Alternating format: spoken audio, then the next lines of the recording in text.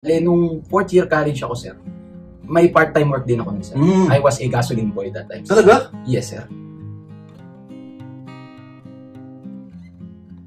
Hi guys, welcome back sa ating channel. At sa video na ito, mapalad tayo dahil meron tayong kasamang isang PNPA graduate na mag-share ng kanyang journey sa pagpasok niya sa PNPA. So Bok, welcome. Please introduce yourself. Hello guys, ako nga pala si Police Lieutenant Steven Salemot and part ako ng PNPA Mandayo Class of 2020. Wow, 2020. Yes. So Bok, please share naman your background before entering the Philippine National Police Academy. And sir, bale, before PNPA, sir, ako po ay graduate ng Bachelor of Science in Criminology sa Taguig City University. Ayun. Taguig City University? Yes, sir. Taguig City University. And born and raised din po ako sa, sir, sa Taguig. Ayun, doon po ako lumaki. And hobbies ko before entering academy, sir, I do dance, sir. May mga wow, anong kind of dance ang? More on, sir, hip-hop. Hip-hop? Oo, sir. May mga dance, nung college, may mga dance crew kami na nabuo and part ako dun, sir. And also, into music din ako, sir. And skateboard. What kind of music? More on, sir, OPM and R&B hip-hop. Yeah. Okay. Tapos, nag-skateboard ka din? Yes, sir. Isa din yun sa mga hobbies ko before. So hobbies lang siya, hindi ka na-join ng mga tournaments. Hindi. Hobbies lang namin ng brothers. Okay. So, Steve, nung college ka, alam mo na ba ang tungkol sa PNPA? Kasi criminology ka eh. Nung college ako, sir, parang, syempre sa, sir, as my course, sir, Bachelor of Science in Criminology, sa criminology ka, sir, naputok ang PNPA as a premier institution in entering the Tri-Bureau. Syempre, sir, parang yung idea na pagpasok mo sa PNPA, after graduating PNPA, and as you graduate, you'll have the rank of lieutenant. Siguro, every criminology student, sir, isa yun sa mga pangarap nila, yung makapasok sila ng PNPA. Okay. Shoutout sa lahat na nagtitake ng criminology sa Taguig City University. Okay. So, ilang beses ka ba nag-take ng entrance exam ng PNPA? Bale, dun, sir, sa pag-take ng entrance exam ng PNPA, naka 2 takes ako, sir. 2 takes? 2 takes, okay. Sir. Anong nangyari nung first take mo? First take ko, sir, is around, I think, mga 2012 or 2013 yun, 2012? Sir. Yes, sir. Or class 2017. Okay. Ayun, sir. So, batang-bata ka pa nun? Yes, sir. Second year college ako nun, sir. Yung una kong take. Then, ang nangyari, sir, nakapasa naman ako ng entrance exam. Okay. Then comes this part, yung sa neuro na. Neuropsychiatric exam. Yes, sir. After, sir, after nung exam, yun, hindi na ako nakapasa nun, sir. Dun sa neuro, yung sa part ng neuropsychiatric exam, sir. So, parehas tayo, Bok. Kasi dati, naka 2 takes din ako ng PNPA CAT. Yes, sir. Nung first take ko, way back 2010 for class 2015, yes, sir. pumasa ako sa entrance exam, then bumagsak ako sa neuropsychiatric exam. Then for class 2016, way back 2011, pasado naman ako sa entrance exam, then nagtuloy-tuloy na. Pag yung ba, sir, pag sinabi pa hindi ka pumasa sa'yo, yun yung thinking ko na dati, sir, pag di ka pumasa sa neurotic ka ba? Yun din ang tanong ko. So baka hindi ka naging consistent sa mga answers. Yun nga, sir. So sa meron tayong video, guys, about sa paano pumasa ng neuropsychiatric exam. So abangan niyo. Yeah. So gagawa din tayo ng video diyan. Yes. So yun nga, sabi mo nung second take mo, graduate ka na ba ng college? No? Yes, sir. Nung second take ko is after graduation ng criminology ko nun, sir. Then nakita ko ulit yung poster ng PNPA CAT sa department namin sa sir, sa criminology. Then parang ang thinking ko nun, sabi ko, mag-take ba ako ng PNPA CAT or mag-board exam ako? Kasi magkasabay nun, sir, eh. Board exam ng criminology? Ng criminology, sir. And at that time, preparing kami for board exam. Sa Taguig City University kasi, sir, plug ko na lang din, sir. No? Sa Taguig City University kasi, sir, yung review for board exam is libre. Walang bayad, wow. Sir. So, habang after graduation, sir, preparing kami for board, andun kami, in-house kami sa school, sir. Nag-review kami for board exam. Then, yun nga, sir, nakita ko yung poster ng PNPA CAT. Tapos, nung panahon kasi yun, sir, magkasabay yung board exam, pati yung PNPA CAT. Parang inisip ko, saan ako pupunta? Saan ako? Then, I shoot my shot sa PNPA CAT, sir. Yun na yung pinili ko. Okay. Hindi ko alam kung ano magiging outcome kasi matik, sir.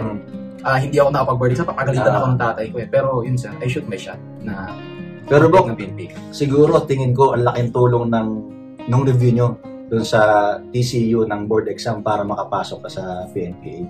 May factor din, sir. May factor kasi, sir, especially, sir, yung sa pag-take ng PNPA CAT, sir, more on, hindi naman siya specific, sir. Yung parang yung mga generalized question. At least, sir, na-refresh ka nung sa, sir, as you, ano ba, ako, sir, nag-review kami for board exam.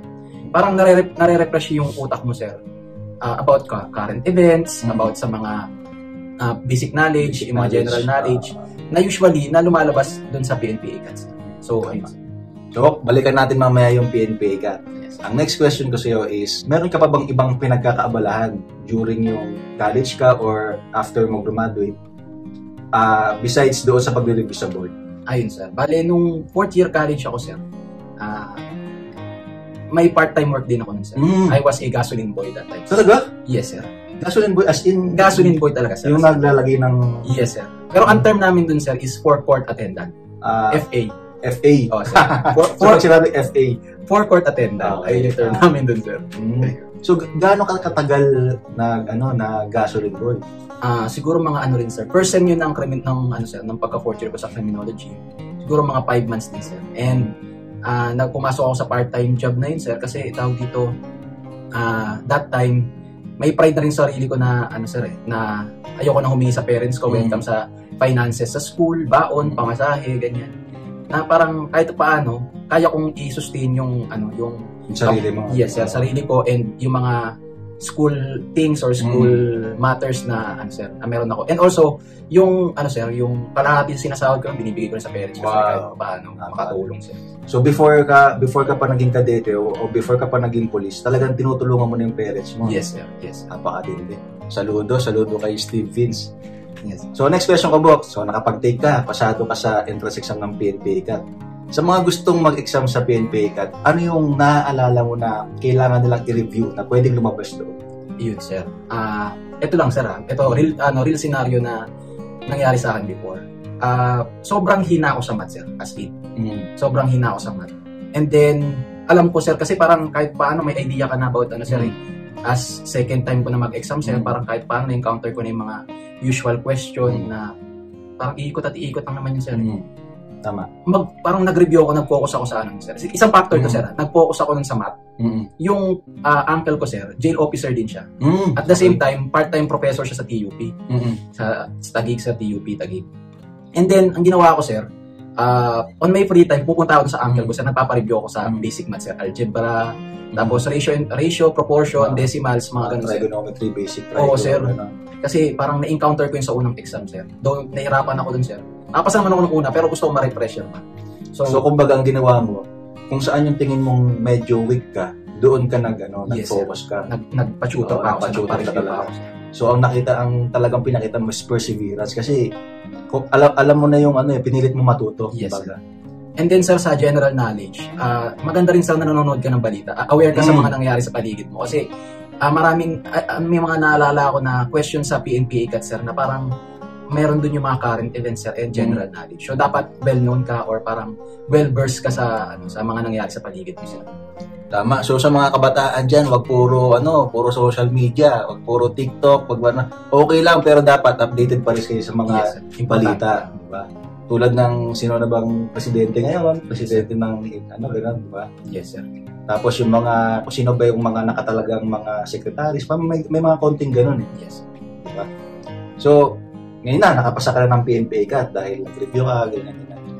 Next naman is Neuropsychiatric exam. Yes. So, yan na, dito na tayo.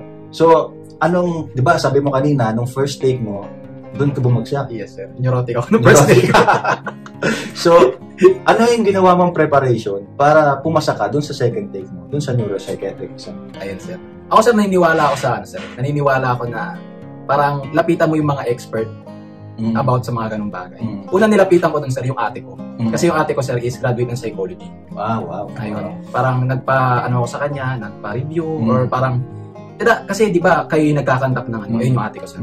Kayo yung nagkakandak usually sa mga kayo yung mga HR, kayo yung nagkakandak ng interviews and such, pag sa mga companies, or especially, sir, yung sa sa neuropsychiatric exam. Ano ba yung technique about sa ganun, sir?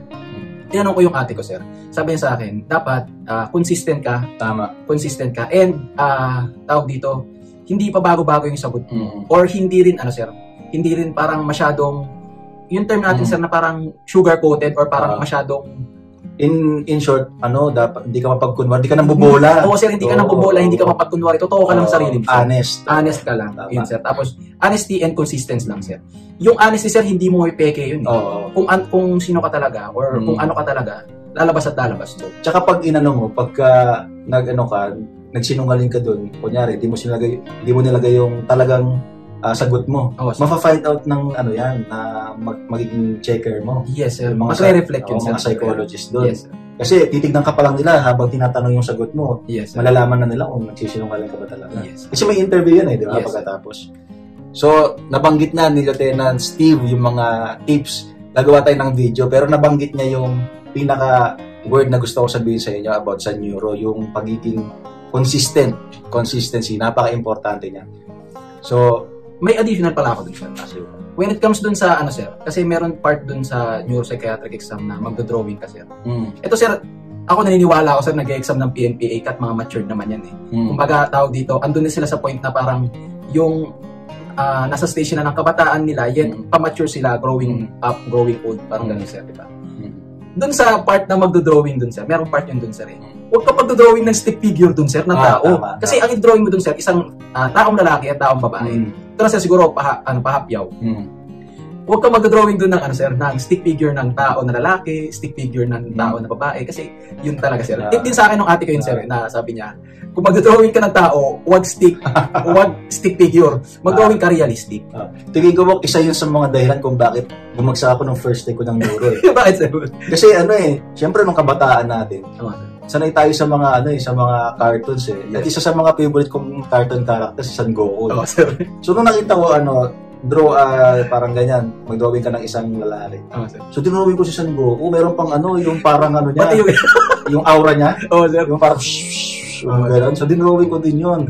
Tapos parang galit, may mga veins pa na lumalabas, tapos pataas-taas yung buhok. So hindi ko talaga alam. So tama yung tip ni Sir Is kasi sabi niya, dahil bumagsak na siya nung una, nagpaturo siya sa atin niya na merong alam tungkol sa mga exams na gano'n. Siguro ang pinamagandang dun, sir, is seek professional help. Magandang yun, sir. Magandang factor yun sa pagpasa, sir. Kung wala naman silang malapitan, pwede naman nilang gamitin ang internet sa kanilang advantage. Yes, sir. Yes, diba? Napakaganda na ng internet kasi dati wala namang ganyan. Kung wala ka talaga mapagtanungan, yung naabutan mo yung dati, wala pang internet, wala pang Facebook. And kung mag-i-internet ka nun, sir, pupunta ka pa sa mga computer shop. Hindi yung kagaya ngayon na isang click mo lang cellphone mo, mag-google mo na lahat, sir. Dati, computer shop pa tayo. So, very accessible na talaga ngayon. Parang kahit sinong kabataan ngayon, talaga merong, merong cellphones. Mga ganun na. Kaya dapat, sir, well prepared. Tapos, ayun, sir, sa pag-take ng neuro, sir, tawag dito, handa ka rin talaga. And alam mo yung ginagawa mo. So, isa ko pang tip, kahit na, sabi mo nga, well-prepared, kahit na gano'n dapat, before ka mag-take ng neuro exam, dapat meron kang sufficient rest. Kasi, di ba, mas mahaba pa yung mga tanong doon sa neuro exams kaysa sa entrance exam. Ang haba nun, parang nasa 300 to 500 questions yun. Yes, sir. Tapos may drawing ka pa. Yes. Tapos i-interviewin ka pa. Sir. Diba? Parang personal experience, sir. Entrance exam, nag-start yung entrance exam, sir, mga around 8 a.m. Ganyan, sir. Ang call time niyan, sir, is parang mga 7 nung pag sa PNPA ka. Ang start nun, sir, is 8 a.m. hanggang hanggang I think 11:30 or ganun yung cut-off nun, sir. Pasahan na nun, sir. Nung nung neuro exam, parang kinain yung buong yung kalahati ng araw. Tama. Ganun, sir, kakainin yung kalahati ng araw, sir. Wala naman siyang, hindi ko totally maalala yung time limit nun, sir. Pero, ganun yung i-occupy niyang oras, sir. So, ang haba talaga. Doon pa lang sa questions yes, na talagang mauubos na yung oras mo dun. At saka hindi mo rin din babasahin, parang lang yun, sir, parang i-scan yung tanong, parang iintindihin mo talaga, sir, i-internalize mo talaga yung tanong. Tama. So, yun.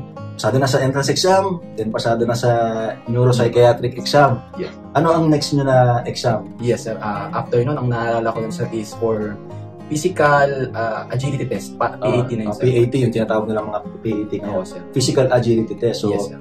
Talagang physical yan. Yes, sir. So, ano yung mga naalala mo mga ginawa nila? Yes, sir. Bali, ang naalala ko nun, sir, is naalala ko nun 3 kilometer run. 3 kilometer run.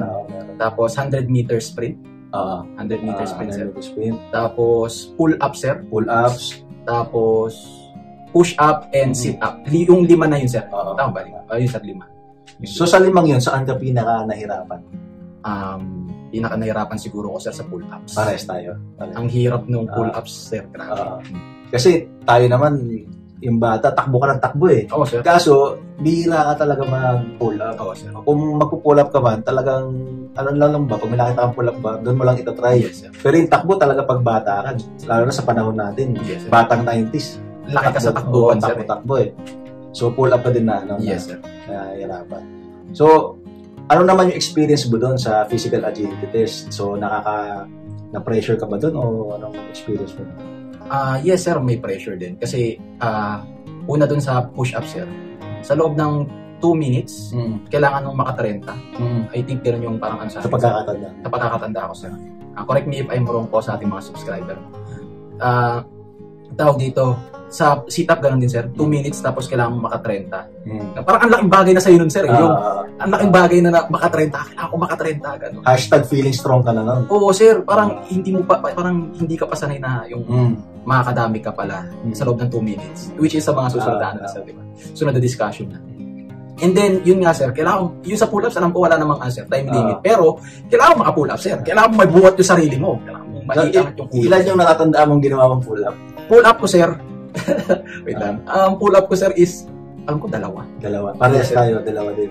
Yun, sir. Parang sabi sa amin, tawag dito, sige, kahit 2, bigyan mo ako ng 2. Ang alam ko, sir, na itong mga sumunod, medyo pahirap na ng pahirap eh. Pero sa amin, sir, 2. Which is ako, sir, hirap na hirap ako nun. As in, talagang luluwa na yung mata ko nun, sir. Pagbuhat ko dun sa sarili yung katawan ko. And mahigpit pa nun, sir, kasi, oo, mag-pull up ka. Pero kailangan yung baba mo, sir, aabot dun sa pull up bar, sir. Gaganon, sir. So, ayun, sir, tawag dito, medyo mahirap nun. Ang bigat, parang feeling mo, bigat na bigat ka sa katawan mo. Kahit yung 2 na yun, sir, after nung pull-ups mo, ang sakit ng katawan. Tama. Yun, sir. Tsaka na-experience ko din, Bok, nung naalala ko na physical agility test ka, talagang sisipa yung adrenaline mo. Oo, sir. Na to the point na after ng physical agility test, kinagabihan, parang binugbog ka talaga, pagod na pagod ka. Eh, syempre, nakikita mong ibang aplikante, nag-aagawan kayo sa slot eh. Yes, sir. So, kailangan mong ibigay yung best mo. Yes, sir. So, before tayo pumunta sa next, ilan nga ba kayo nag-exam nung PNPA CAT? Yes, sir. Naalala sa pagkakatanda mo? Ang naalala kong number, sir, nung parang Mga nationwide, sir, nationwide. 24,000, sir. 24,000. Yes, sir. Tapos nung nakapasa doon sa next phase which is neuropsychiatric exam. I think, sir, yung nakapasa sa PNPA CAT for neuropsychiatric exam, sir, around 2K or 1.5, parang ganun, sir. Okay, grabe. Grabe, sir. Siguro From 24,000 to doon, pagkatapos ng neuro, physical na. Yes, sir. So, mas kumunti na yun. Paunti ng paunti yan eh. Yes, sa pagkakaalala ko, hanggang sa final interview, konti na lang Yes, kayo sir. yan. Yes, sir. So, after ng physical exam, physical agility test, medical na. Medical, Tama ba? sir. Yes, sir. So, sa medical, ano ang masishare mo sa ating mga kabataan? Ayun. Sa medical exam, sir, dapat, syempre, prepare ka sa sarili mo and tawag dito, before sa PNPA CAT naman, sir, parang nakasulat yung qualification doon na syempre wala kang illness. Kasi natitrace yun, sir, tinitrace yun yung sa mga procedure sa medical exam, tinitrace lahat yung sir, kung meron kang sakit, history ng sakit, malalaman yan doon, sir. So, naka-specify naman doon kung sir. ano yung checklist ng mga grounds for disqualification. Yes, sir. So, makikita na agad ng ating mga aplikante Yes, sir. before pa pumasok. Yes, sir. Dapat healthy talaga, sir. Dapat healthy. Tama. So, yung medical, kasi, dapat yung mga medical experts talaga ang titingin sa inyo. Also, sir, pala, ipasok ko lang din. Nakasulat nga rin dun, sir, sa grounds for this. Dapat wala silang tattoo. Oh, tama, sir. tama. Tattoo markings, bawal din yun, sir. Bawal. Kasi, bukod sa i-check yung, sir, yung chest, yung ihi, yung dumi, bukod sa mga yun, sir, i-check din yung, sir, yung buong katawan, sir. Oo. Syempre, kayo, naked kayo As in buong yes, sir. katawan. Naked kayo nun, sir. Lahat kayo, i-check yung katawan nyo, sir. Titingnan kung may mga tattoo markings.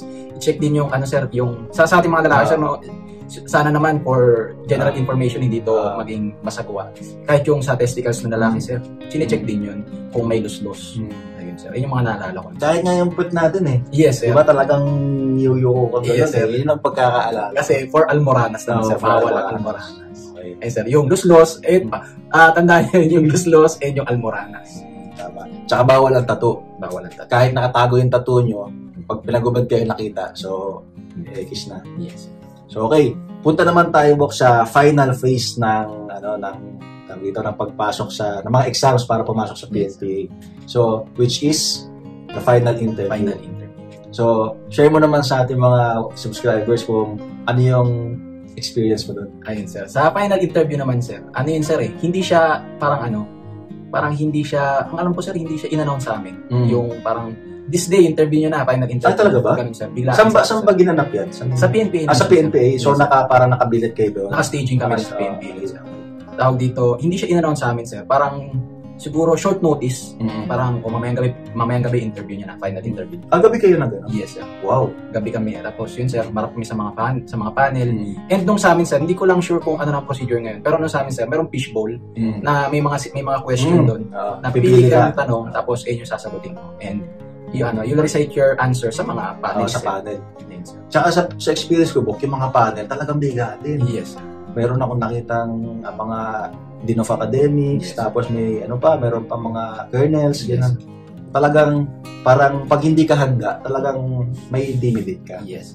By the way, tungkol sa panel, pagpasa sa panel interview, may ginawa akong video. So, panoorin yan.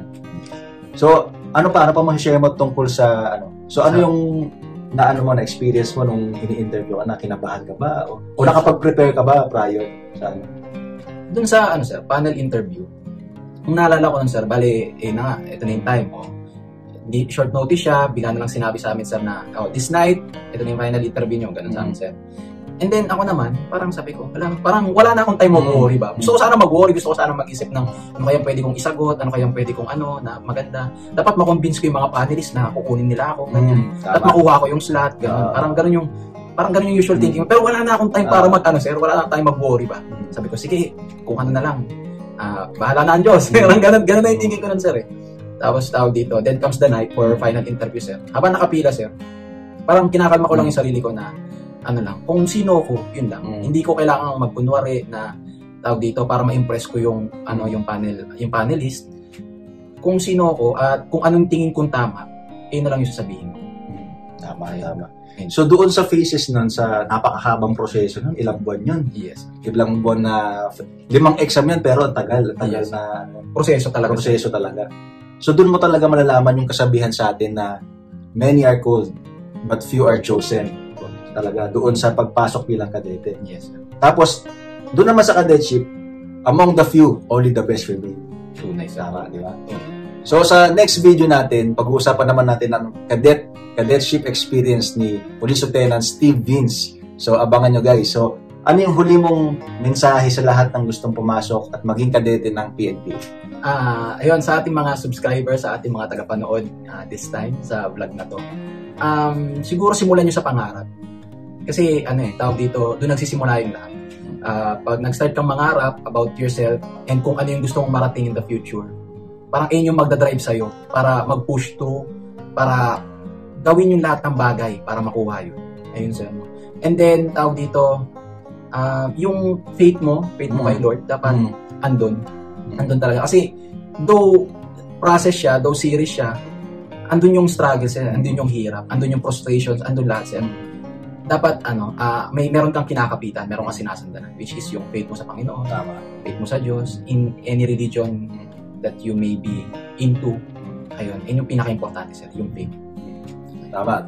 Always seek the Lord in all your decisions, in all your ways, diba? Tama sir. So, maraming salamat ulit, Lieutenant Steve Vince, sa iyong time. Thank you, sir. Puputuloy natin ng video na ito, pero sa next video, i-interview ko naman siya kung tungkol sa cadetship journey niya sa PNPA. So, abangan nyo. So, maraming salamat and subscribe.